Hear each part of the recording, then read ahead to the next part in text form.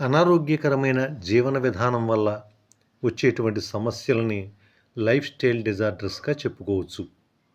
శారీరక శ్రమ లేనటువంటి ఉద్యోగాలు, వ్యాపారాలు, వృత్తులు వలన ఈ సమస్యలు వచ్చేటువంటి అవకాశం ఉంది. అలాగే మానసిక ఒత్తిడి అధికంగా ఉన్న, ప్రతి చిన్న విషయానికి కృంగిపోతున్నా, లేకపోతే నిరాశావాదం పెంచుకుంటున్నా, లేకపోతే సరైనటువంటి నిద్ర లేకపోయినా కూడా ఈ సమస్యలు రావచ్చు. అలాగే తేలికగా జీర్ణం కాని ఆహారం తీసుకుంటున్నా, లేకపోతే అధికంగా ఆహారం తీసుకుంటున్నా కూడా ఈ సమస్యలు రావచ్చు అని చెప్పి తెలుస్తోంది. అవుట్ సైడ్ ఫుడ్స్, అలాగే రోడ్ సైడ్ ఫుడ్స్, అలాగే fast foods, junk foods, processed foods, bakery items, cool drinks, coffee, టీలు అతిగా తీసుకోవడం వల్ల కూడా ఈ సమస్య ఉత్పన్నం కావచ్చు అని చెప్పి తెలుస్తోంది.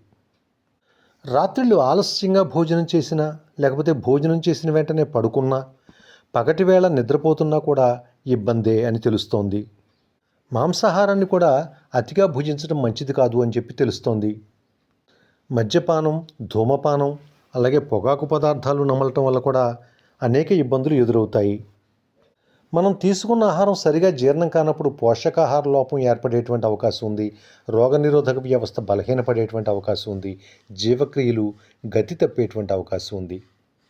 దీనివల్ల తరచుగా ఇన్ఫెక్షన్స్ బారిన పడేటువంటి అవకాశం ఉంది. కాబట్టి మన జీవనశైలిని మార్చుకోవాలి, మన ఆహారపు అలవాట్లను మార్చుకోవాలి, చక్కగా ప్రతిరోజు వ్యాయామం చేయాలి.